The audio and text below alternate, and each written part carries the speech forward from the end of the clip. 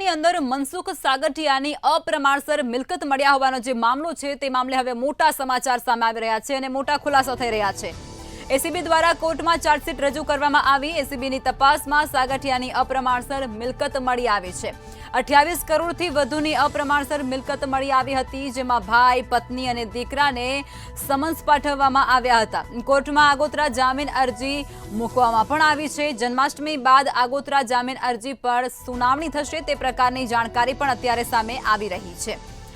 તો રાજકોટની અંદર અગ્નિકાંડ થયો હતો ટીઆરપી ગેમ ઝોનમાં, તે મુદ્દે આ સૌથી મોટા સમાચાર કહી શકાય છે। મુખ્ય સૂત્રધાર મનસુખ સાગઠિયા અપ્રમાણસર મિલકતનો જે મામલો હતો તેમાં મોટો ખુલાસો થઈ રહ્યો છે। એસીબી દ્વારા કોર્ટમાં ચાર્જશીટ રજૂ કરવામાં આવી છે અને એસીબીની તપાસમાં સાગઠિયાની અપ્રમાણસર મિલકત પણ મળી આવી હતી।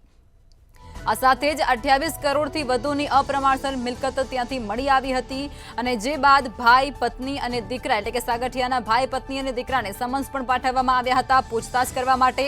જો કે કોર્ટમાં આગોતરા જામીન અરજી તેમના દ્વારા મૂકવામાં આવી છે અને જન્માષ્ટમીના જે અવસર આવી રહ્યો છે તે તહેવાર બાદ આગોતરા જામીન અરજી પણ સુનાવણી હાથ ધરવામાં આવશે હાઈકોર્ટની અંદર।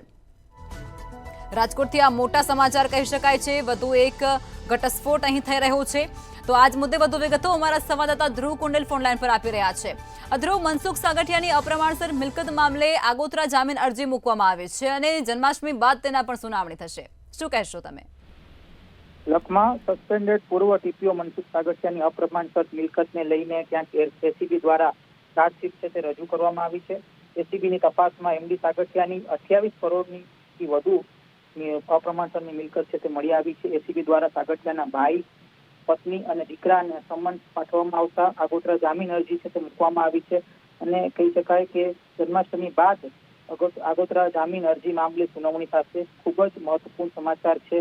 હવે સૌ કોઈ જન્માષ્ટમી બાદ જે સમય જે જામીન અરજીની સુનાવણી છે થવાની છે તેની અત્યારે હાલ રાજકોટમાં ચર્ચા ચાલી રહી છે અને ખાસ તો સૌ કોઈની મીટ ચુકાદા ઉપર છે। જી ધ્રુવ, જાણકારી આપવા બદલ આપનો આભાર।